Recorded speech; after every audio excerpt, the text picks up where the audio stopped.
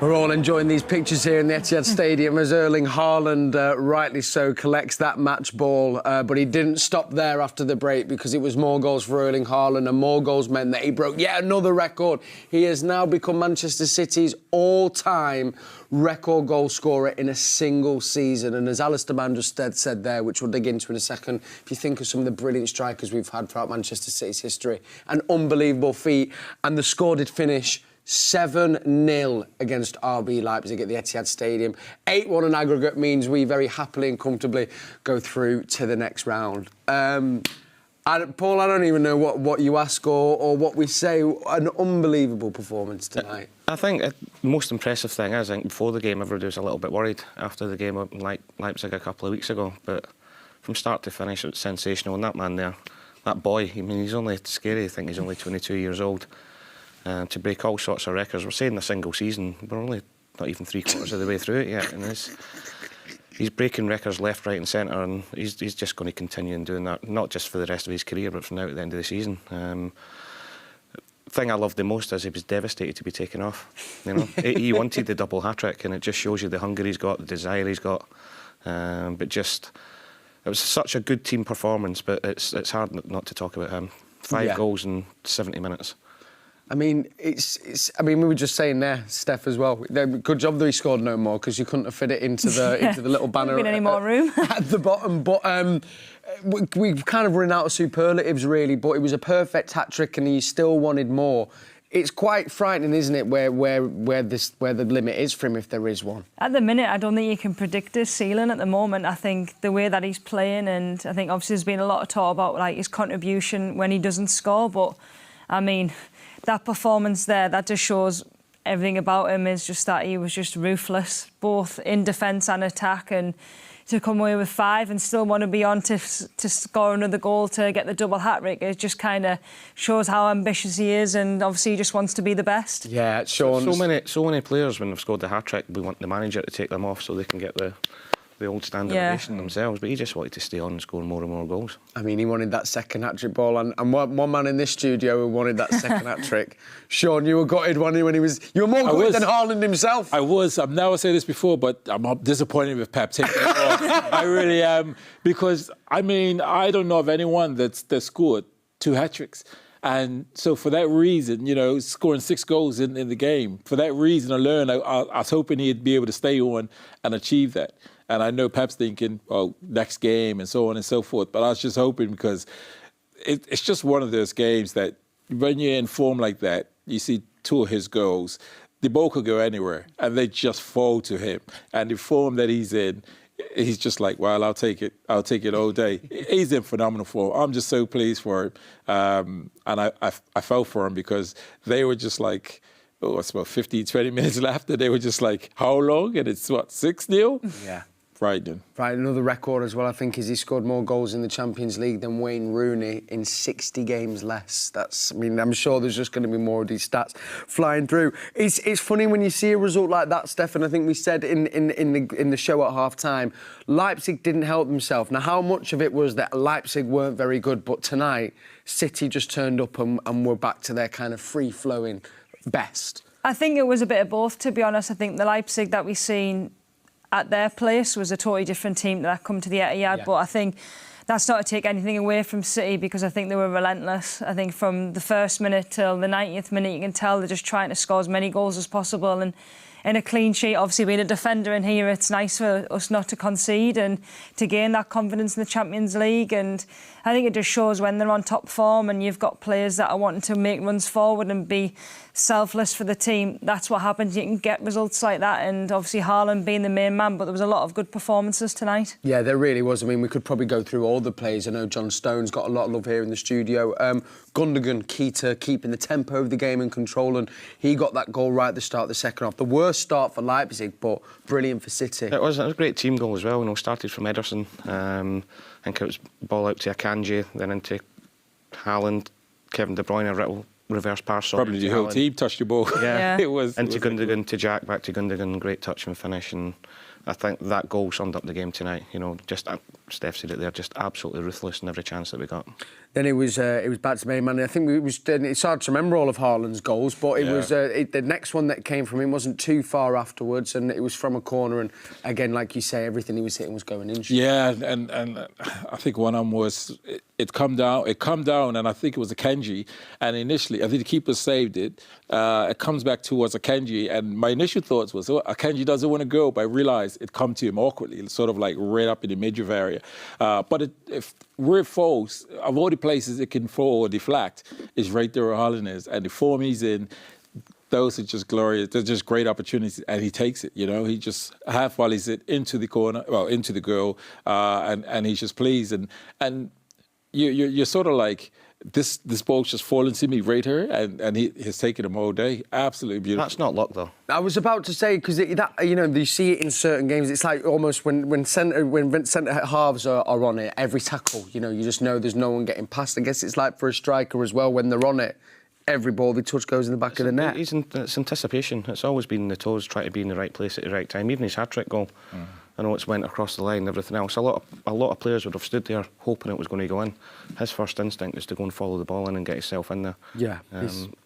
His tenacity is amazing, isn't it? And it's that drive that sets him apart, I guess. Yeah, and it's just having a great knack of being in the right place at the right time. But you've got to have that anticipation within it as well, and the hunger to score goals. Yeah, and that's what it is. A lot of centre forwards would be in their heels. He's always on his toes when the ball's bouncing in and around the box, because he believes that he's going to get half a chance, and if he gets it, he's going to score. Did that as well with the fifth, and then there was lots of few changes. Understandably, we've got Burnley, which we'll look at in just a second, but I think it capped off a phenomenal 90 minutes. Kevin De Bruyne with the final goal. Yeah, I'm really pleased for him. I think obviously he's probably took a little bit of stick over the last couple of weeks in terms of his performances, but I think if there was a goal to sum up Kevin De Bruyne, is that I think just that one on the edge of the box, and he opens himself up, and no matter where the keeper is, he's not stopping that, and just to curl it around the defenders was an unbelievable strike. Yeah, it was funny as well, because when he's making the changes, you may be thinking Kev is one of those players, does he rest? Pep was obviously thinking he wanted him to get a full 90 minutes. Do you think just to get his momentum going again, Shaun? Well, yeah, I mean, we could never guess what Pep's thinking. But I like the fact that De Bruyne has, played a huge part in terms of that final goal. Just remind everybody this is the quality that I have, and why that defenders, decided to let him go on his right. I suppose because he scores great goals on his left as well. After that one in the first half as well. Yeah. So pleased for him, because I think he'll kick on as well in terms of going to another level, because he very seldom sort of stays at like a 7. He's sort of always up there 8, 9 in terms of his performance. So I could see him really kicking on. We obviously we can spend all the show on Haaland, but given the team performance, was there any other standout players for you, Paul? I think you mentioned Ilkay, but nobody put a foot wrong.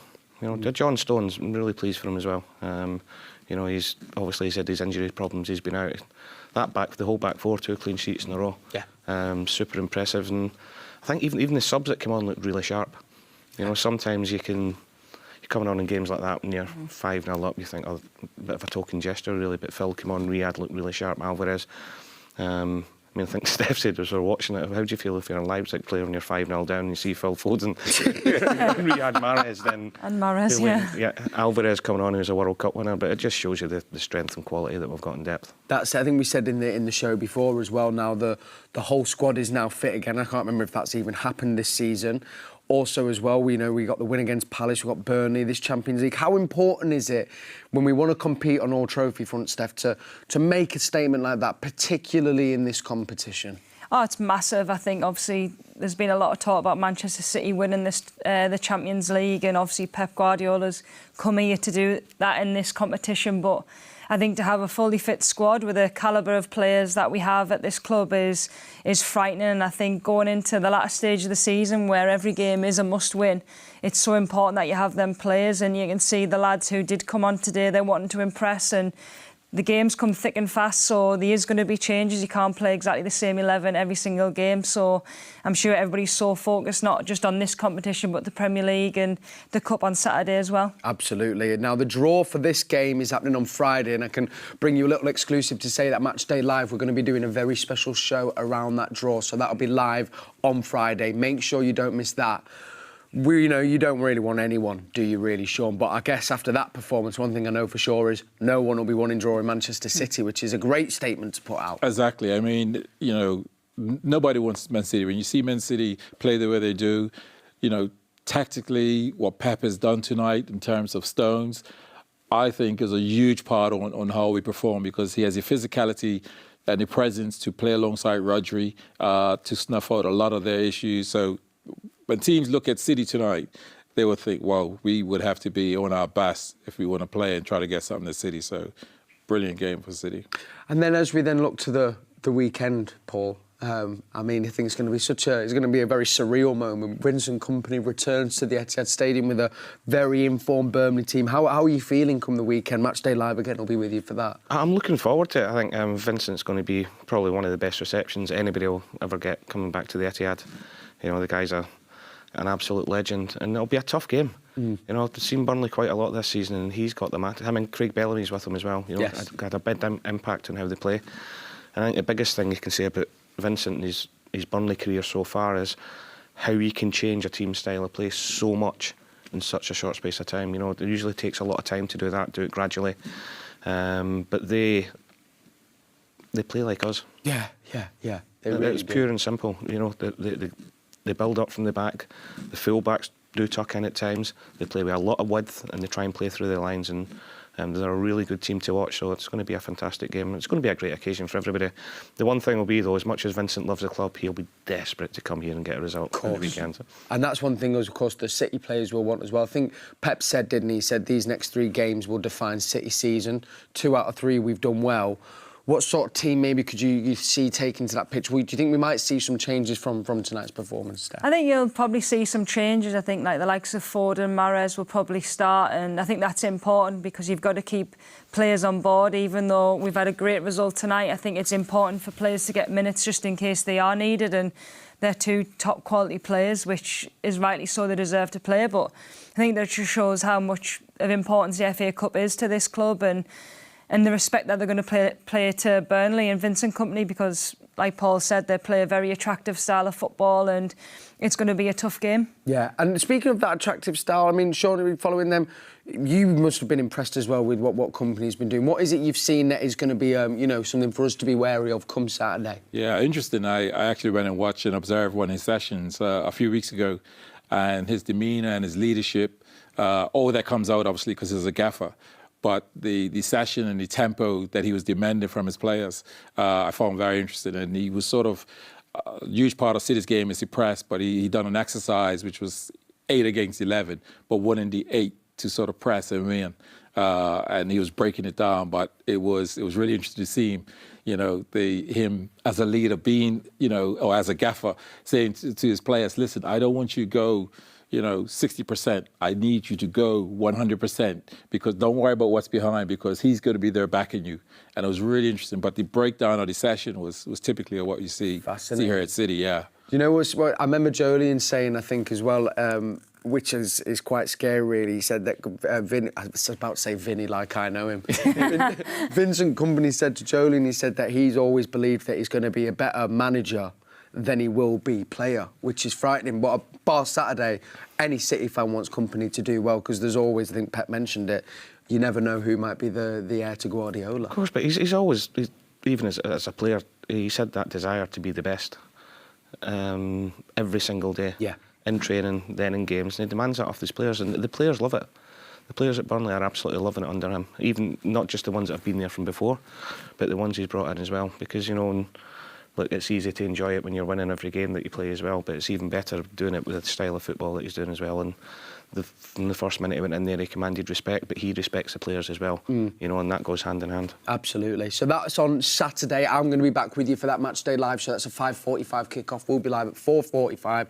Then on Sunday, the cup action doesn't stop there, because then, Steph, it's over to our women's team. And what's the mood in the camp? And obviously, big game away at Villa. How are you feeling about it? Yeah, excited. I mean, obviously, we love the FA Cup. It's a unbelievable cup to go and win, and to have that final at Wembley. So we know how special it is, but we pay respects to Villa and how they've done this season, and we know it's going to be a tough game, but we had a really good session today in training, and one more to go tomorrow before a bit of a recovery day. But come Friday, Saturday, the girls are always kind of chomping at the bit to try and get to that game day. So I'm excited, and hopefully we can go and do well. Fingers crossed. And we had a question, and I have to ask it because as well, it's still so tight in the league as well. Some big games, really. All the top have still got to play each other, so it still very much is in the balance, and you girls are well in there with a shout. Yeah, I think obviously we've got big games against Chelsea, Arsenal and Man United, and there's a long way to go until the end of the season. But of course, you're going to look at them games, and we know that we have to perform. We know we have to go and try and get 3 points from our rivals for Champions League and for the league. So a lot of it's in our hands, which is the best position to be in. And yeah, but that kind of cliche, you got to take one game at a time and just kind of keep ticking them off as we go. Absolutely. Well, listen, we wish you all the luck Thank from you. here, and we're going to be with you every step of the way. We're also going to be bringing you that game end of the month as well with Match Day Live, which is really exciting. So to our lovely people at home, thank you so much for watching. Thank you to Paul, thank you to Shaun, thank you to Steph. You. Good luck again. And as I say, you can see on there, Friday, Match Day Live, 10:55 a.m. for the Champions League draw. Then you can also watch our Academy on Recast over the weekend. Then I'll be back with you for the Burnley game in the FA Cup, and then we've got the women's in the FA Cup